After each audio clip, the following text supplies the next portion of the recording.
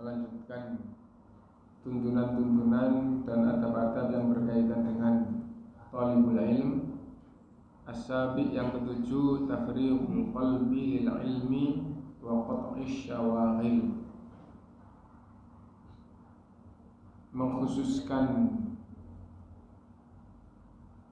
pikiran untuk menuntut ilmu dan menghentikan kesibukan lain. Ini apabila thalabatul ilm yang sesungguhnya, menuntut ilmu yang sesungguhnya itu mengkhususkan pikirannya untuk belajar dan menghentikan kegiatan lain seperti belajar. Maksudnya kegiatan lain apa? Kerja dengan segala macam bentuknya. Mau dagang, mau apapun itu dihentikan. Khusus kesibukannya adalah belajar. Dan itu thalabatul ilm yang sesungguhnya, pelajar yang sesungguhnya itu seperti itu. Karena itu kalau belajar itu seperti itu 2 tahun, 3 tahun, kalau di tingkatan kita di Indonesia akan jadi ustadz.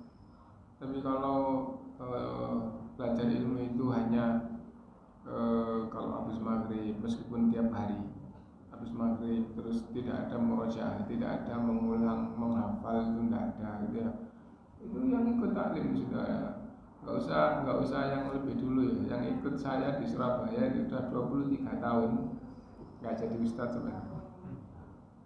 Padahal di antara kita ada yang dulu kuliah di Indonesia berhenti, terus akhirnya saya mondok aja, gitu. Nah setelah 2 tahun berhenti setahun, melanjutkan lagi. Tapi selama berhenti itu ngikutin dari jauh. Terus akhirnya melanjutkan lagi 3 tahun. Sekarang jadi ustadz sama seperti saya, sama ustadz yang lain gitu. Dan ada kumpulan para ustadz juga salah satu dia gitu. Dan pinter juga, baca kitab gundul biasa kayak baca-baca Indonesia. Nah itu. Nah dan belajarnya berapa lama? 4 tahun gitu, 5 tahun, ada yang hanya 3 tahun gitu. Nah dia padahal dia waktu itu setelah 3 tahun kalau nggak salah itu akhirnya sudah tidak tinggal di dalam tapi tinggal di luar karena menikah, punya istri. Tapi terus belajar, pekerjaan dunia ditinggal khusus untuk belajar. Waktu itu punya sumber ekonomi meskipun sederhana, dia punya kios kecil, ditunggu sama orang lain ya. Ditunggu sama orang lain. Nah itu dapat masukan dari situ sama uang simpanannya untuk kontrak dan untuk hidup sederhana. Setelah selesai kemudian jadi ustadz dan wallahu alam punya usaha lagi apa enggak, tapi intinya jadi ustadz besar di Surabaya, di Sidoarjo. Nah jadi belajar itu kalau betul-betul menggunakan waktu dan pikirannya itu untuk belajar yang serius, meninggalkan kerjaan lain, maka akan jadi seperti anak sekolah seperti itu. Nah di sini judulnya tafrighul qalbi lil ilmi, itu menggunakan pikirannya khusus untuk belajar, waqt isyawahil, dan menghentikan semua kegiatan seperti itu selain belajar.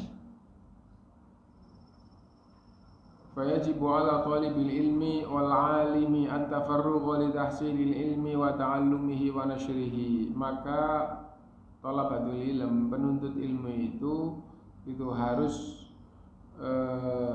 mengkhususkan waktunya untuk memperoleh ilmu, untuk mengajarkannya dan menyebarkannya. Illa ma la budda minhu liqawami 'aishihi, kecuali yang menjadi suatu keharusan untuk kelanjutan hidupnya, untuk ma'isyahnya. Apa maksudnya? Wah, kalau tidak sambil kerja nggak bisa belajar. Kalau nggak sambil kerja nggak bisa belajar. Akhirnya ya bekerja ya belajar. Tapi Bekerjanya sederhana aja, yang penting bisa menutupi kebutuhannya untuk belajar. Lakinan syughaluhu bi umuri dunya min amalin wadhifi aw ghairihi wa kathratil umuri wal iltizamati allati tushghiluhu wa tasarrufuhu an talabil ilm. Akan tetapi kesibukannya dunia itu sekedarnya dan komitmennya dan seluruh kesibukan dan amalannya selain itu adalah untuk belajar.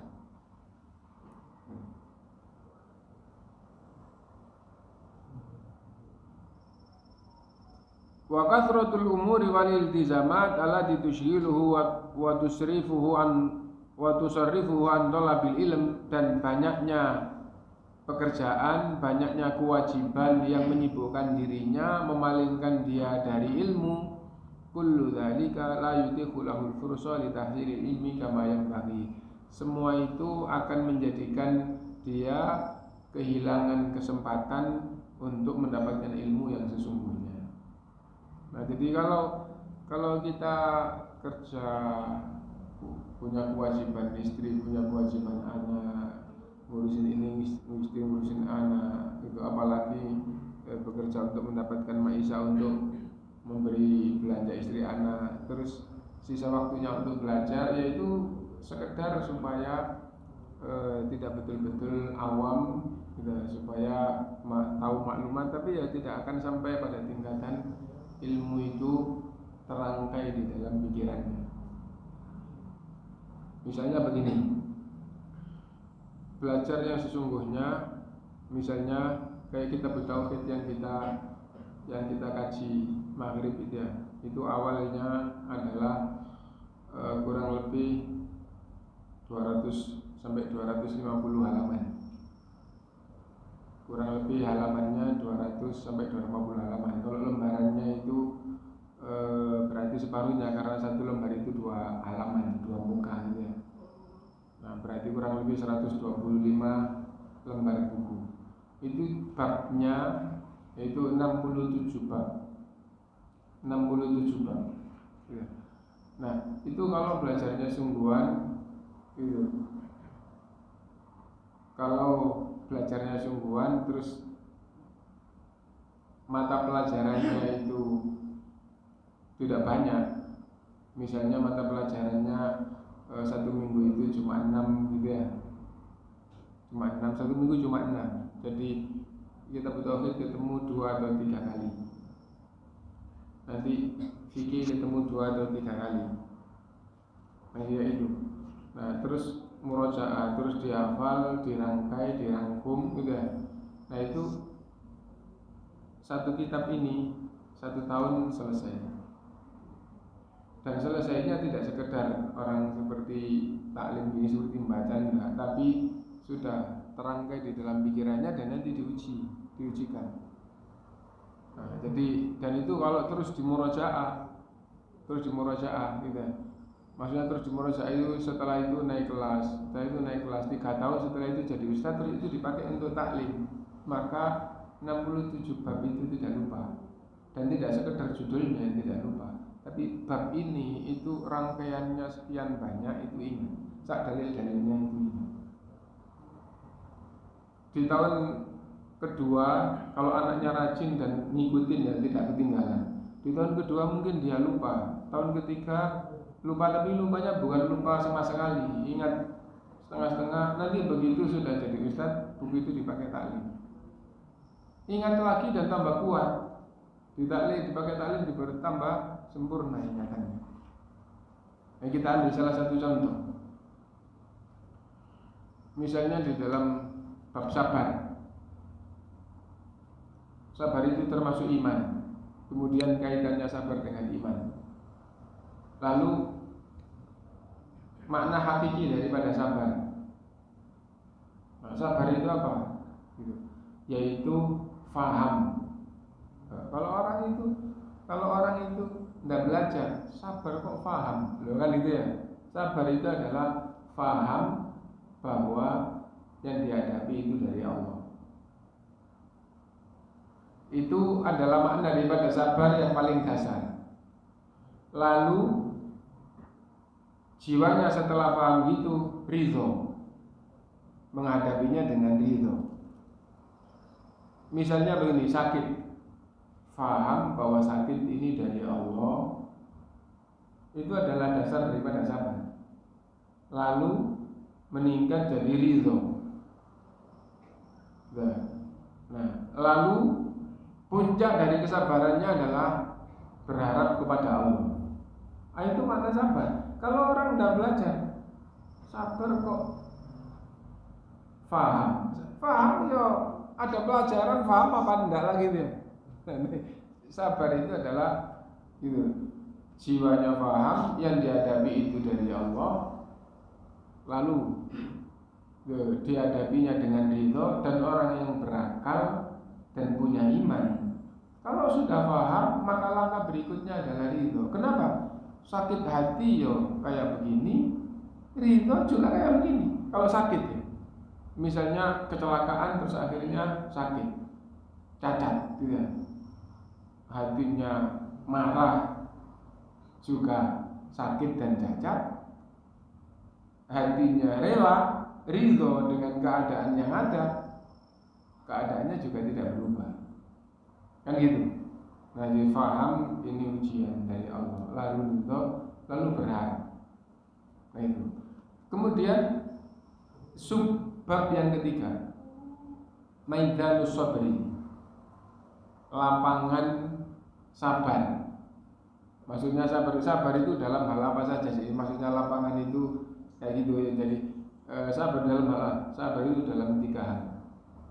Dalam menjalankan perintah, dalam meninggalkan larangan, dan dalam menghadapi keadaan yang tidak enak.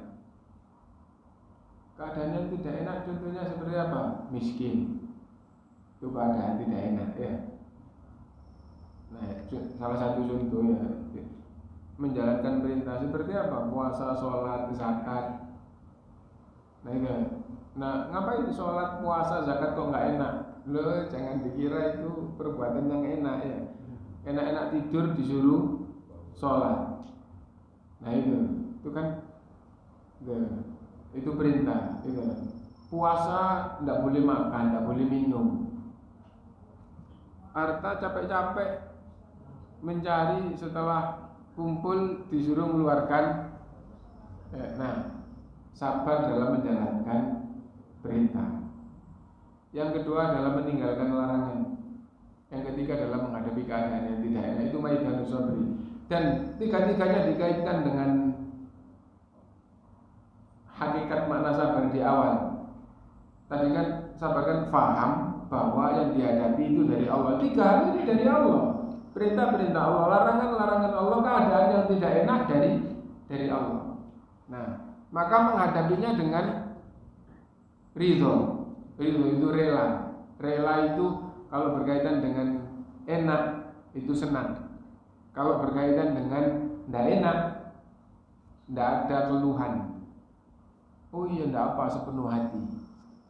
Nah itu, kita pernah mencontohkan ridho dalam keadaan yang tidak enak. Sunati itu anak pinjam mobil bapaknya yang masih baru, dipakai nubruk, hancur. Mobil baru crash, hancur. Ya, begitu mau Pak, hancur mobilnya Pak, nubruk. Kamu pakai balapan ya? Iya, ya udah tidak apa-apa. Itu namanya ridho. Senang apa enggak? Kita katakan enggak. Kenapa? Enggak. Selama ini enggak pernah ada orang yang mobilnya nubruk, dipakai anaknya atau temannya, curang hancur. Wah, alhamdulillah, senang, enggak ada gitu. Yang ada itu adalah ridho atau enggak ridho. Nah jadi itu. Nah, ini maidanus sabri ya gitu. Habis itu jazaa'us sabri, balasan orang yang sabar di dunia kayak apa, di akhirat kayak apa. Gitu. Atharus sabri, pengaruh sabar. Semua itu akhirnya terangkai ingat. Nah, dan dalilnya masing-masing. Tidak akan bisa ngingat gitu 67 bab 1 tahun, 1 pelajaran dari 6 pelajaran. Berarti dan itu nanti diuji lulus apa enggak, gitu. Nah, itu sih. Enggak akan bisa kalau tidak fokus waktu dan pikirannya untuk belajar. Karena ada ujian. Jadi bab pertama begini, dua rangkaiannya begini, dalilnya masing-masing begini. Bab kedua, habis itu besok masuk ujian lulus ya. Nah, tahun depan itu ditinggal. Seandainya disuruh ingat lagi, bisa-bisa nggak ingat. Tapi nanti kalau ada yang ngomong, oh iya, tinggal ingat.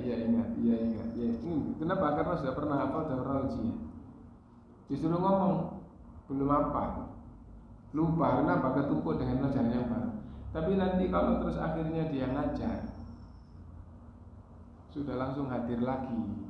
Ada syarahnya tambah kuat, ada kitab lain bahas sempurna atau enggak atau menambah kekuatan.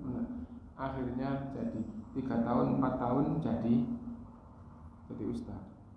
Tapi kalau petunjuk yang di sini harus mengosongkan waktu dan pikiran untuk, maksudnya mengkhususkan waktu dan pikirannya hanya untuk belajar. Ini maksudnya belajar yang sesungguhnya supaya tadi itulah. Kalau taklim kayak gini terus sampai 23 tahun yang jalan sama kita di Surabaya gitu ya, nggak ada murojaah, nggak ada menghafal pelajaran ringkasnya, nggak ada murojaahnya, nggak ada ujiannya, nggak ada gitu ya. Nah itu. Padahal 1 bab itu terulang ya di sini ya di sana ya nggak jadi ustaz. Ya, tapi alhamdulillah maklumat itu secara umum itu. Sehingga nanti kalau ada yang ngomong salah, gak cocok ya kayaknya. Akhirnya gitu. Ngomong bener, oh iya. Nanti kalau ada keadaan paling enggak, meskipun enggak betul-betul sempurna itu, oh harus begini itu global itu ada. Nah itu juga faedah dan akhirnya gitu. Kalau ikut taklim rutin, akhirnya kehidupannya juga mendekat kepada makna-makna Quran dan Sunnah tadi itu, tapi waktunya sangat lama dan tidak sampai pada tingkatan jadi ustaz tadi. Itu sudah gampangannya langsung diketahui oleh semuanya. Bagaimana mungkin jadi ustaz kalau ngajinya, kalau belajarnya itu hanya sekedar ikut taklim terus tidak ada meringkas, tidak ada menghafal, tidak ada itu. Nah jadi ya itu. Nah tapi kalau fokus maka jadi. Dan ada yang mulainya itu sudah tua, ada yang mulainya itu sudah tua gitu. Tadi kita contohkan mahasiswa baru mulai 2 tahun pertama itu fokusnya adalah bahasa Arab. Meskipun ada pelajaran tauhid fikih tapi sangat sedikit, dan fokusnya itu bahasa Arab dan yang berkaitan dengan bahasa Arab. Gitu. Grammarnya itu, nahwunya, sorofnya, gitu. Nah, jadi maharatul lugha itu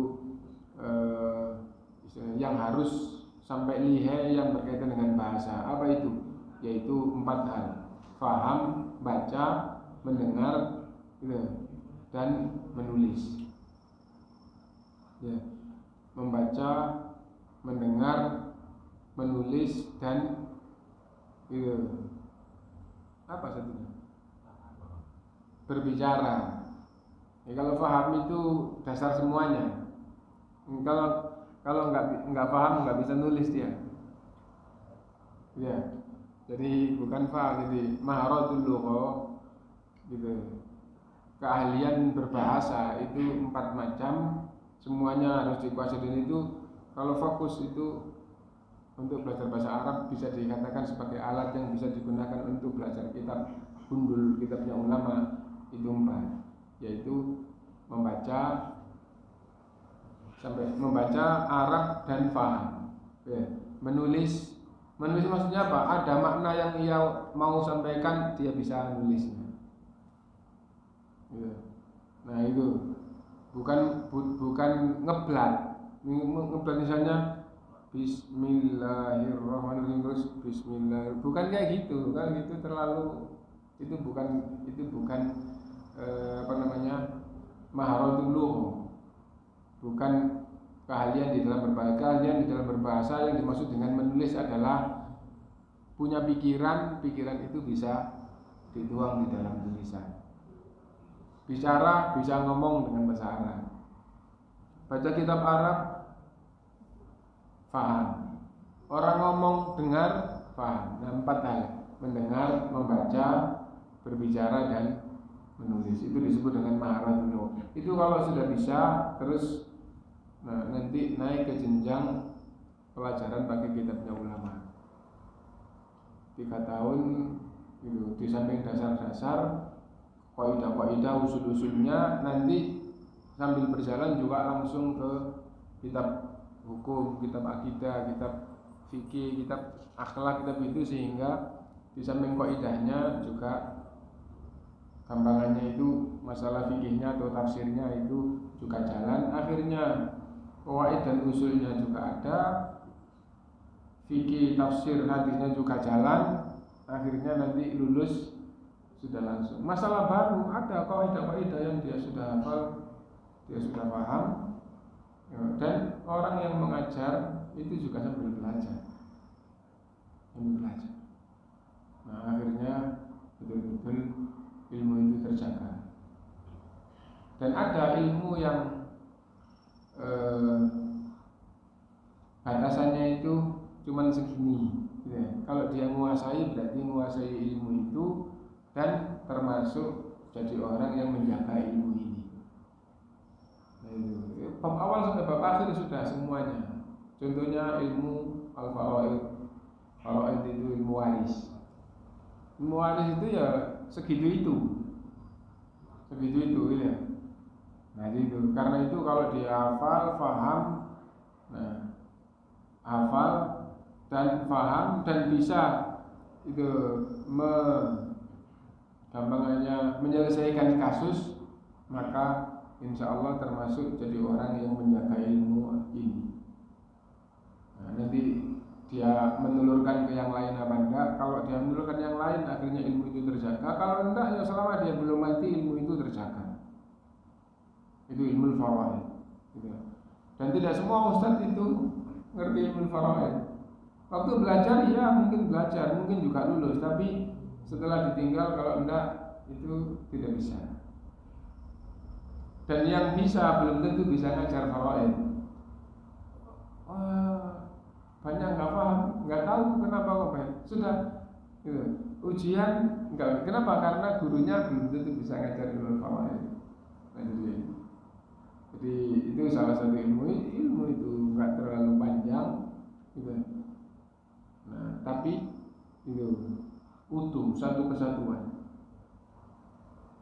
Nah, ada ilmu yang seperti itu ilmu waris. Dan ilmu waris atau ilmu faraid itu salah satu dari bagian ilmu fikih.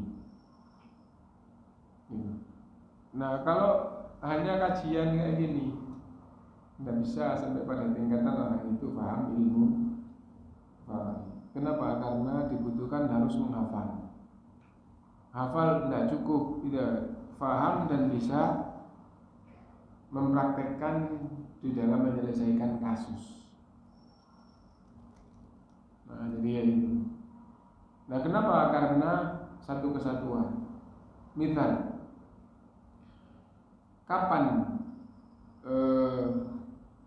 saudara itu mendapatkan setengah, kapan saudara itu mendapatkan 1/6, kapan saudara itu mendapatkan sisa, itu mendapatkan ini kalau syaratnya ini terpenuhi. Kalau nggak terpenuhi tapi beralih jadi kayak begini, mendapatkan berubah. Kalau ini nah, dan itu tidak cukup, itu juga terangkai dengan adanya yang lain yang terpenuhi syarat. Nah, jadi kayak gitu. Itu ilmu faraid. Karena itu kalau enggak pertama hafal dulu, setelah hafal itu bisa mengadukkan satu dengan yang lain. Nah, setelah itu terus ada kasus dilatih menyelesaikan kasus. Nah, karena itu kalau ustadz itu tidak biasa menyelesaikan urusan faraid, seandainya dia termasuk yang ditanya, tanya ke ustadz fulan aja. Kenapa? Karena dia yang sudah biasa. Nah, dan ada ustadz yang, waduh kalau faraid nggak paham saya, langsung gitu. Nah itu.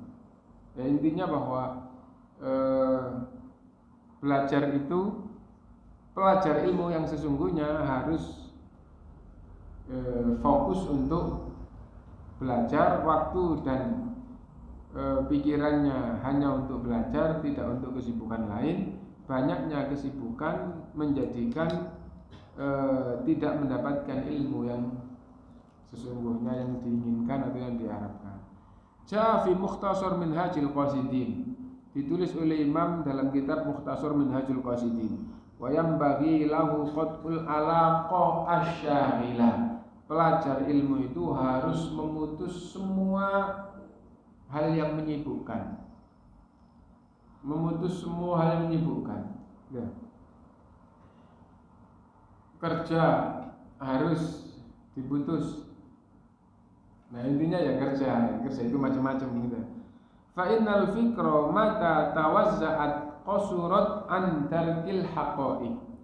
Karena pikiran itu kalau terpecah, maka untuk mengetahui yang sesungguhnya itu menjadi kecil. Kalau pikirannya untuk dagang dan untuk belajar, maka menjadi kecil porsi yang untuk belajar. Kenapa? Karena pecah untuk dagang. Bahkan dengan penelitian, kalau kemampuannya itu 100, dipecah jadi 2, tidak jadi 50-50. Tidak jadi 50-50 gitu. Loh, kenapa? 100 dibagi 2 kok nggak jadi 50-50? Kemampuan berpikir itu kalau fokus utuh, kalau dipecah 2 hal tidak bisa utuh, ada kekurangan nanti. Sehingga mentok-mentok jadi 45 itu kalau mentok. Gitu. Kalau fokus 100, tapi kalau dibagi 2 ternyata nggak bisa 50-50. Ini nilainya tidak sampai separuh, ini juga nggak sampai separuh. Nah jadi kayak gitu. Ini 60 harusnya kan masih bisa 40, tapi ternyata kalau di situ betul-betul 60, di sini tinggal 30, yang 10 hilang. Itu kemampuan berpikir seperti itu. Jadi kalau pikirnya fokus, dia tingkatannya segini, begitu ada kerjaan, saya loh kerja itu cuman misalnya dulu asalnya waktu fokus yang digunakan untuk betul-betul belajar itu berapa jam?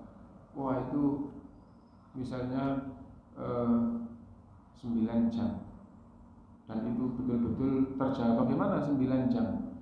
Masuk kelasnya 5 jam, terus ekstranya 1 jam. Yang 3 jam itu betul-betul malam jam 7 sampai jam 10 itu fokus. Nah, gitu ya. Misalnya gitu. Jadi pagi itu masuk 5 jam 7 sampai jam 12. Habis itu sore itu cuma 1 jam. Ya, asar cuma 1 jam. Habis itu komitmen mulai jam 7 sampai jam 10 itu untuk belajar. Nah, berarti 10 jam atau 5, 1 sampai 9 jam. Begitu dipakai kerja 2 jam. Wah, saya kerja 2 jam. 2 jam itu jam berapa? Antara zuhur sampai maghrib kerja 2 jam. Lah, zuhur biasanya kosong, terus dipakai 2 jam, tak asar. Wah, asar gak ikut. Kenapa? Karena kelelahan. Kan gitu ya. Jadi intinya dipakai waktunya jadi 2 jam. Padahal seandainya saya kerja 2 jam itu nggak waktu belajar kok.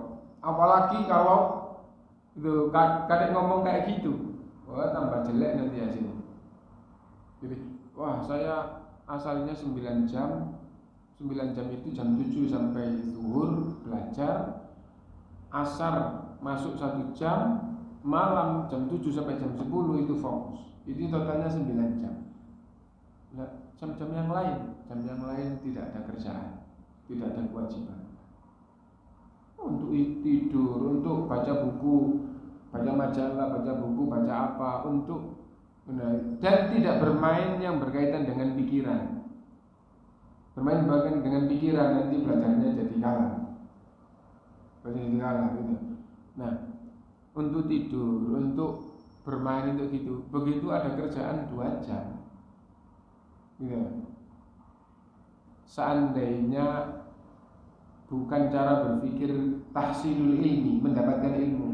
Saya kerja zuhur sampai asar 2 jam, zuhur sampai asar kok. Jam 1 sampai jam 3 atau setengah 1 sampai setengah 3 jam. Nah, berarti kan ya 9 jam tetap utuh. Oh enggak begitu cara ngitung tahsilul ilmi. Dipakai kerja 2 jam, akhirnya pikirannya ya untuk belajar, ya untuk kerja. Nah iya, akhirnya yang harusnya dia kayak begini, enggak sekedar prosentasenya menjadi 72, yang asalnya 9 jam hasilnya kayak begini, katakanlah 9 jam itu hasilnya misalnya 100, terus kemasukan kerja 2 jam gitu. Itu hasilnya tidak menjadi 70 atau 80, tapi jauh lebih rendah daripada itu. Nah jadi kayak gitu. Padahal saya kerja itu zuhur, tapi kenapa aku nggak bisa kayak dulu? Memang kayak begitu ilmu kalau dia fokus akhirnya begini, kalau dia bagi maka terbagi, dan terbaginya tidak bisa utuh kayak tadi. Nah orang yang dia sambil kerja tapi prestasi beda dengan hasil yang ia capai. Maksudnya prestasi nilai itu dia ranking 1 terus, ranking 2, ya tapi bukan itu yang diinginkan dulu. Itu bagaimana murojaahnya setiap hari, bagaimana nambah hafalannya setiap hari, bagaimana rangkuman yang dihasilkan tiap hari. Begitu kerja itu jauh merasa sudah nggak ngapalin Quran, nggak nambah hafalan hadis lagi, rangkuman enggak. Nah ya hanya belajarnya untuk ujian dan tetap ranking, itu aja.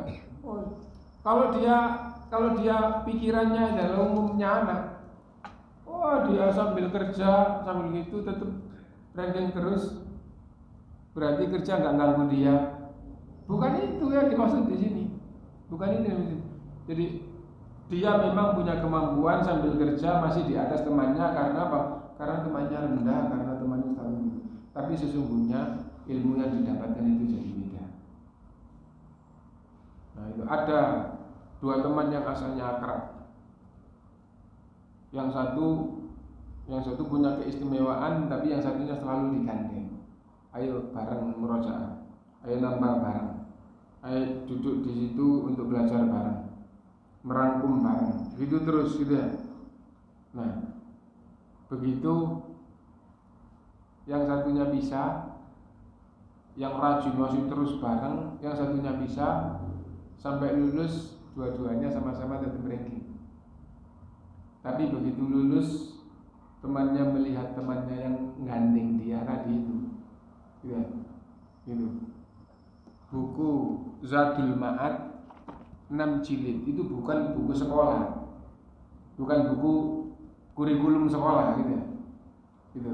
Dia temannya yang akhirnya bisa, kenapa kok bisa? Dia harus pindah tempat, kenapa dia menikah? Dia menikah, tapi akhirnya ya, sambil hebat. Yang lain begitu nikah merosot, tapi dia menikah masih tetap urutannya tidak berubah, gitu ya. Tapi begitu lulus selesai terus ketemu, buka buku temannya Zadul Ma'ad, dari awal sampai akhir itu ada coretannya, ada coretan sedikit-sedikit di pinggir, itu namanya taklik gitu ya. Ini gini. Buku dia punya juga ternyata Zadul Ma'ad kosong, dibaca dari awal sampai akhir enggak, dibuka sekali-sekali dan tidak ada catatannya. Nah itu buku temannya yang rajin tadi itu. Tidak hanya itu, tafsir Ibnu Katsir yang asli 8 jilid dicetak besar jadi 4. Dari awal sampai akhir hampir ada tulisannya. Yang nisa karena nikah kosong. Nah, jadi orang yang nggak paham gitu. Wah, hebat. Sambil kuliah di tempat yang kayak gitu, kewajiban kuliahnya kayak gitu sambil nikah, tapi masih lulus masih prestasinya tidak merosot sedikit pun dari teman-temannya. Bukan itu yang diinginkan, tapi tahsil, mendapatkan ilmunya. Kamu seandainya dari awal sampai akhir kayak dia terus sama, lihat perpustakaan dia dari awal sampai akhir buku sekian jilid itu sudah terbaca dan ada rangkuman, ada tahlilnya semua, ternyata bukumu kosong. Sudah kamu baca? Belum. Dibaca sekali-sekali. Kalau butuh bab, oh dibuka bab ini jilid sekian, oh kayak gini. Berarti imam ini begini, mengatakan ini berdasarkan dengan ayat ini. Akhirnya maklumat. Tapi itu kan hanya 1-2 yang sedang dibuka. Temannya buku ini selesai, buku ini selesai, buku ini selesai, dan buku itu buku yang jadi rujukan di dalam agama ini. Belum lagi buku-buku yang besar-besar yang jadi rujukan di dalam bidangnya. Nah itu kalau belajar. Nah, kita kalau bahas kayak gitu sekarang itu tidak menjadi nasihat konkret. Ya kalau kita paham, anak kita usahakan mulai dari awal fokus belajar. Dan meskipun juga berusaha begitu orang tuanya, belum tentu anaknya itu juga bisa. Kenapa? Karena semua itu di samping usaha, doa, hasil itu Allah yang menentukan. Tapi kalau usaha itu tidak ada, kalau orang itu nggak nanam, apa dia nanti panen? Ya enggak. Iya. Kalau dia tidak masuk kuliah, apa jadi sarjana? Ya enggak. Nah jadi harus usaha. Nah ini saya contohkan. Saya sambil sekolah sambil kerja. Tapi akhirnya saya punya pemahaman, begitu saya punya anak saya di Salatiga punya teman satu asrama. Kalau seminggu sekali kalau libur itu ke kota. Di desa naik ke kota itu kira-kira 6-7 kilo gitu ya. Liburan itu boleh ke kota. Ke kota Salatiga. Nah, naik angkutan jalan sedikit dari pondok, nanti jam sekian absen semuanya, masuk sudah di dalam, sudah tidak bisa keluar. Kantin ada. Jadi temannya anak itu kalau sambil ke kota itu pulang itu tas rangselnya penuh jajan. Untuk apa? Dijual ke temannya. Akhirnya misalnya uang jajannya seminggu itu misalnya 150.000 gitu ya. Itu kalau 20.000 kalau yang sekarang itu ya. Atau kalau di zaman anak saya dulu 10.000 berarti itu 10.000 seminggu ya. Itu penuh satu tas ransel gitu ya. Tapi uang jajannya akhirnya utuh atau dia bisa jajan jauh lebih banyak. Ya. Gitu. Teman saya itu bareng sama saya ke Salatiga, penuh tas ransel itu, uang jajannya dipakai beli itu ya. 2 hari habis lah. Ya kalau beli di kantin ler antri banyak, temannya jual harganya sama kan enak, beli di temannya. Satu kamar ya. Nanti kamar sebelahnya beli rotinya, beli apanya beli. Nah kan 2 hari habis Pak. Terus seminggu sekali baru kan uang jajan saya tak belikan kayak gitu. Nanti saya di dalam kamar aja sambil belajar. Enggak. dari awal gitu. Enggak.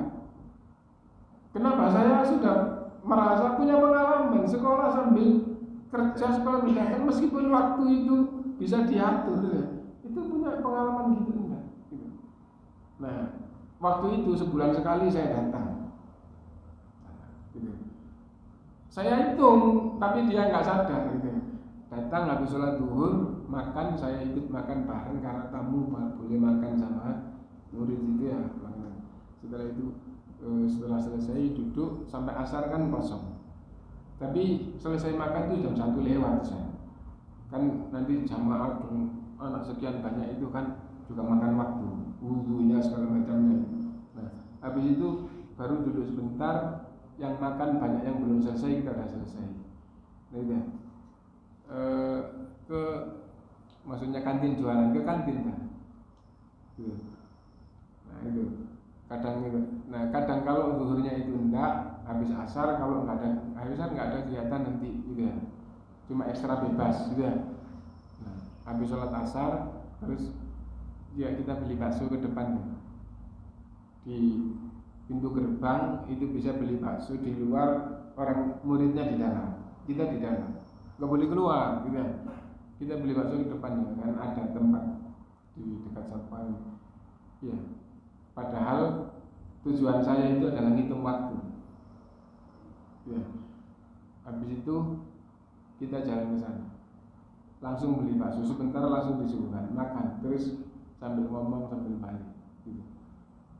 Nah, habis itu sudah sampai di asrama lagi, saya ngomong gitu. Tadi kita jalan ke sana itu pakai mandek-mandek apa enggak? Enggak. Tadi kita makan bakso terlalu santai, biasa. Setelah selesai bayar terus kita masih ngobrol di sana atau kita langsung balik? Terus kita di sini ngapain? Juga sebentar tapi coba waktunya berapa? Sudah hampir maghrib. Habis sholat isya dipakai jalan, dipakai beli bakso, antri sedikit karena jalan terus gitu ya. Terus waktu itu habis.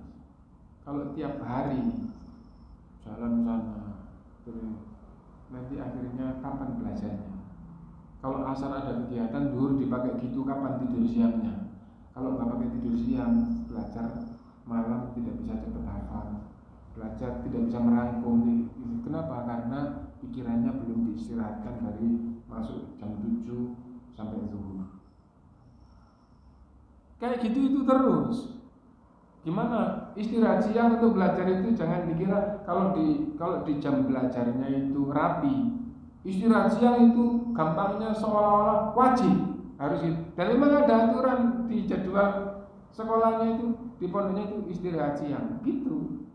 Itu kalau nggak diperhatikan, anak senang ngobrol sama temannya, nanti waktunya habis nggak jadi tidur, nggak diperhatikan.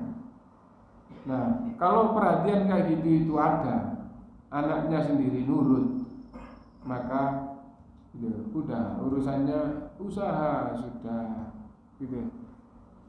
Cara belajarnya sudah diajarkan, cara belajar yang nantinya bisa bagus itu kayak apa, sudah jalan gitu. Berdoa jangan lupa, sudah berdoa. Ya kalau gitu sudah tinggal kembali kepada Allah SWT. Prestasi apa enggak? Ya usaha sudah, doa sudah, terus mau apa lagi? Nah itu. Tapi kalau usaha itu enggak ada, nanam enggak ada, bagaimana harap-harap panen? Anda enggak nanam kok harap-harap panen? Mudah-mudahan setelah misalnya lulus SMA, kuliah enggak. Mudah-mudahan 5 tahun nanti sarjana. Sarjana apa kok enggak kuliah? Sarjana. Yang kuliah belum tentu lulus. Ya, ada kendala di tengah, entah sakit kayak. Tapi kalau dia kuliah kan harapan itu ada, harapan itu ada. Nah, jadi yang itu. Nah, itu yang diinginkan ya. Nah.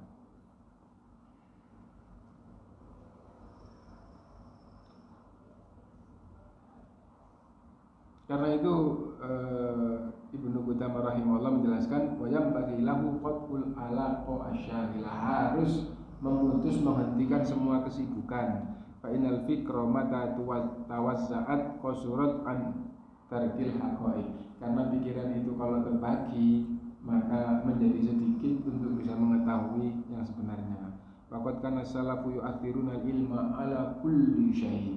Dan generasi awal Islam, salaf pendahulu Islam lebih mengutamakan ilmu dari segala gitu, keperluan segala urusan. Farawani Imam Ahmad rahimahullah, maka diriwayatkan dari Imam Ahmad rahimahullah annahu lam yatazawwaj illa ba'dal arba'in, karena belajar mengajar tidak menikah sampai umur 40 tahun.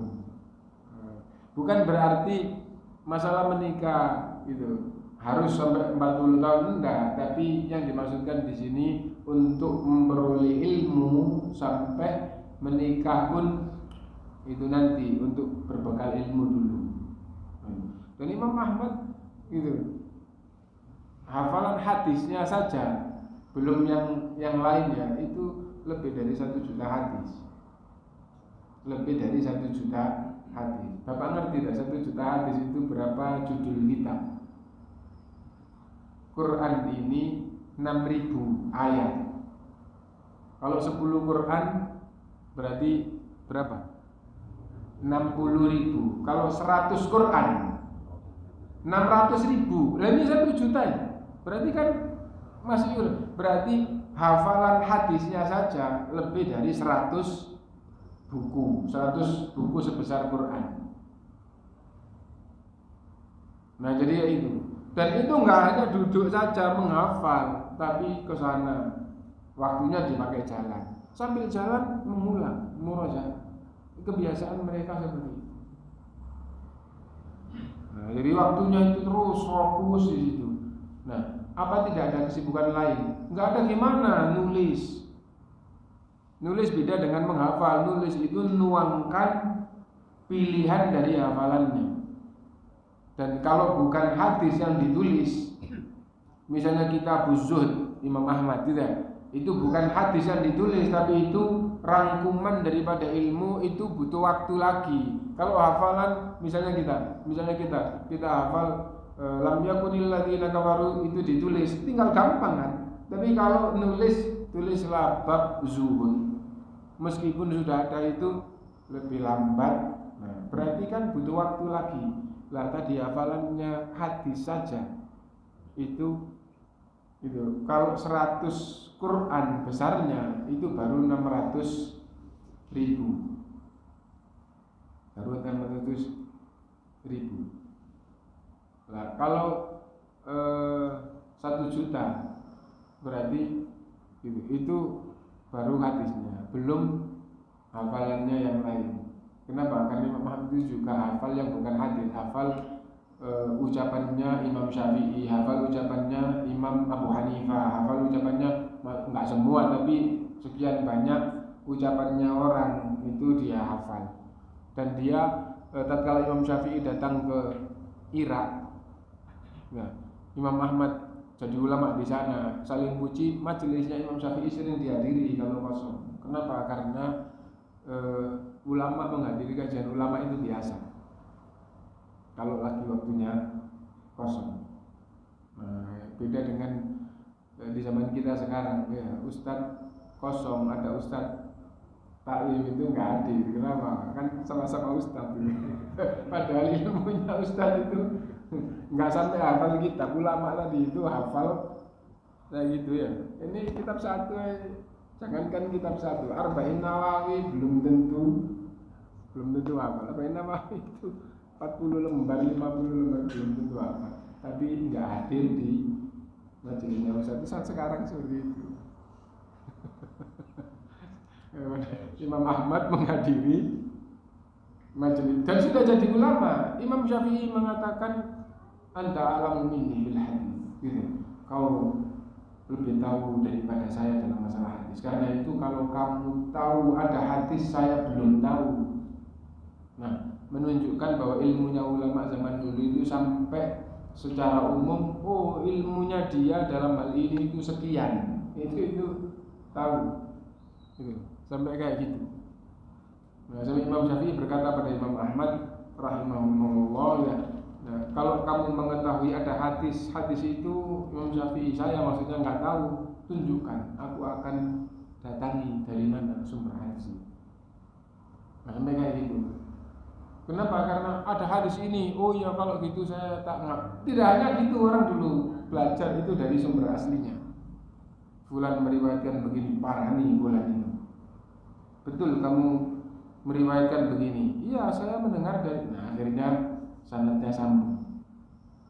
Nah, dan Imam Ahmad memuji Imam Syafi'i. Kalau kamu kepingin mengetahui Islam dengan kaidahnya dengan ini, maka bermajelislah dengan Imam Syafi'i. Saya memuji.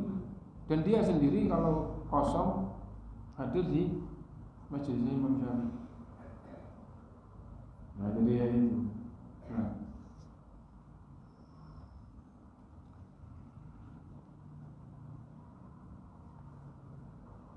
Nah, sampai Imam Ahmad tidak menikah sampai usianya 40. Wa uhdiyat ila Abi Bakr ibn al-Ambari jariyah. Dan Imam Abu Bakar ibn al-Ambari diberi hadiah budak wanita. Budak wanita itu di samping bisa disuruh-suruh, boleh digauli. Dan itu gampangannya banyak membantu. Kenapa? Bisa disuruh ini, cucikan baju, ambilkan ini, buatkan kopi segala macam, tidak. Dan kewajiban rendah. Kenapa? Karena bukan istri. Kalau suami istri kan punya hak dan punya kewajiban. Ini dikasih hadiah budak wanita. Falamma dakhalat alaihi tafakkara fi istikhraji mas'alatin fa'azabat anhu. Ketika budak itu akhirnya masuk di ruangannya, masuk di rumahnya gitu. Nah, maka dia mulai memikirkan masalah seperti biasa ilmu menjadi kok ngapain menjadi tidak lancar seperti biasa. Nah itu. Faqala akhirnya Abu Bakar bin al-Ambari berkata, akhrijuha ila nahas. Keluarkan budak ini. Ya. Sudah, saya enggak butuh lagi dengan dia. Faqalat hali minta. Akhirnya budak itu mengatakan, "Loh, saya salah apa? Kok Anda dikasih hadiah saya bisa dipakai, bisa gitu. Kok malah qala la illa anna qalbi insya'alat biki." Enggak ada kesalahanmu wahai budak, tapi hati saya, pikiran saya jadi sibuk, ilmu jadi melemah, pikiran untuk ilmu jadi melemah. Wa ma qadaro mithluki ayyamna'uni ilmi. Wa ma qadru mithliki ayyamna'ani ilmi.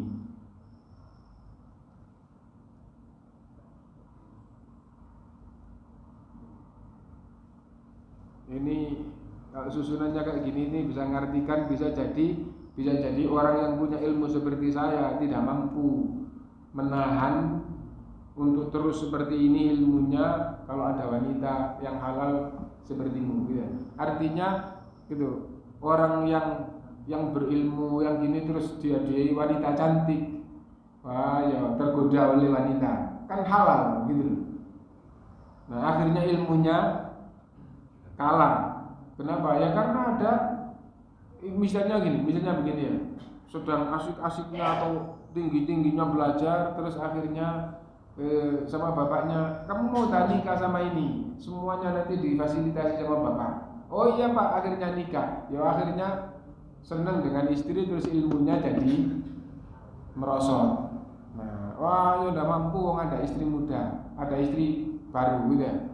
Nah, apalagi bukan istri budak. Wah, kalau disuguhin budak kayak gitu ya otomatis kado. Nah, jadi kayak gitu. Nah, itu salah satu dari makna susunan ungkapan. Artinya di situ gimana, Pak?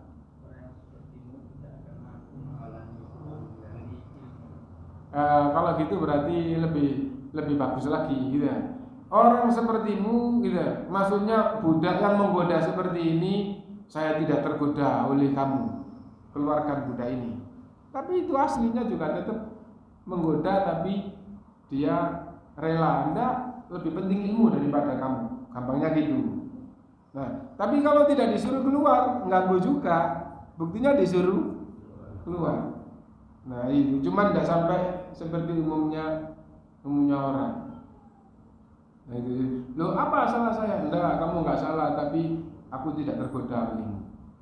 Kamu keluar. Nah itu. Tapi kalau dibiarkan di dalam, bisa-bisa nanti tergoda. Sampai kayak gitu. Kenapa? Tafarruh lil ilm. Bagaimana supaya betul-betul fokus untuk ilmu. Dan pernah juga kita sampaikan Imam Asy-Syatibi, Imam Suyuti dan semisal dengannya mengatakan bahwa tidak akan sampai ke derajat mereka. Kalau bahasanya nggak akan sampai ke derajat kita, itu bahasanya.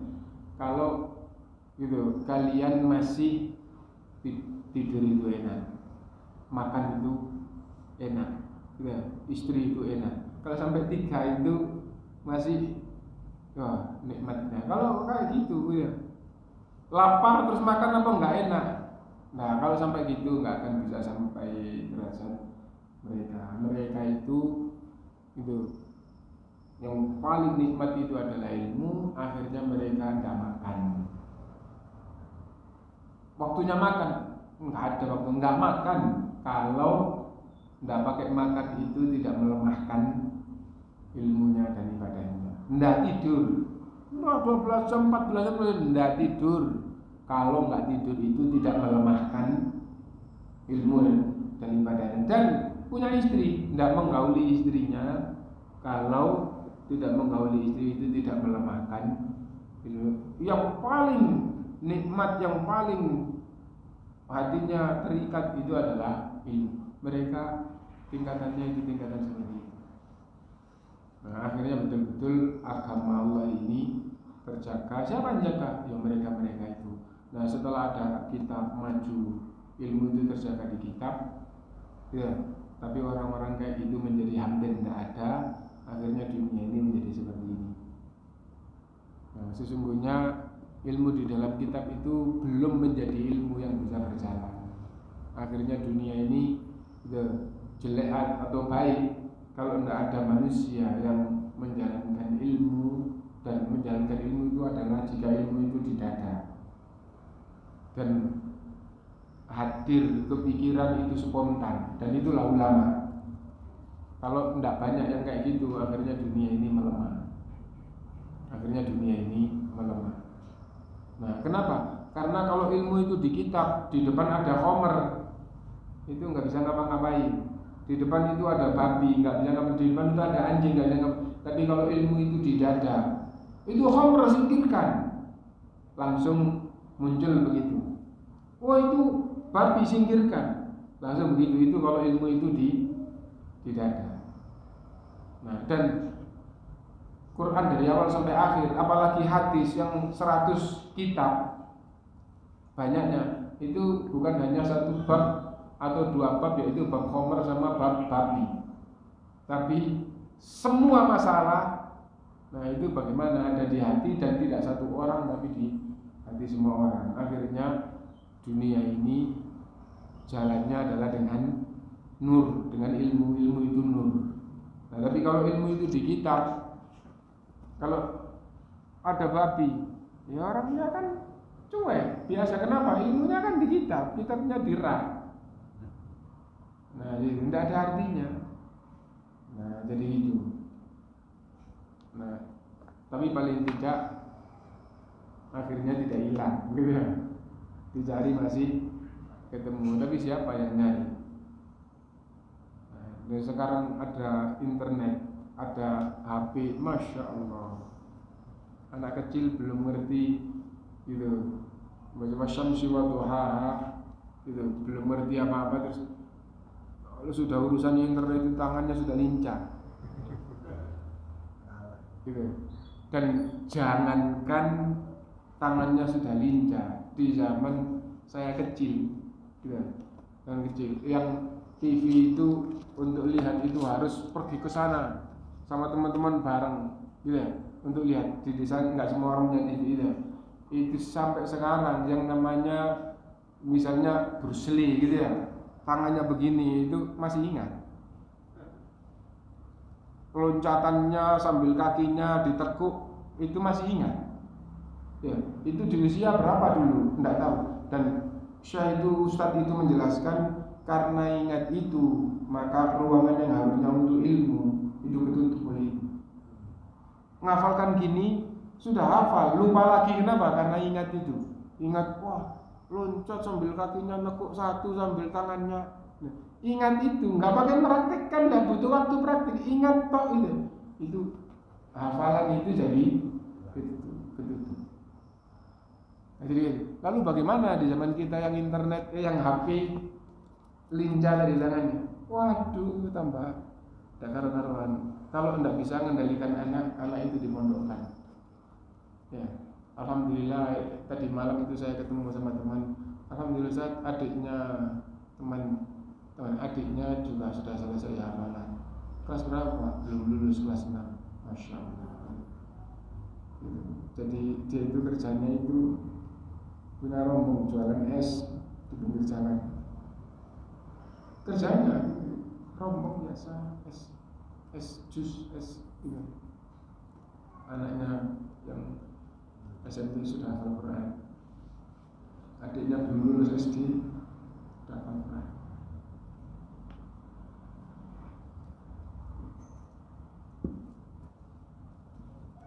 Mudah-mudahan semua yang baik kita bisa meneladani, dan itu yang kita harapkan.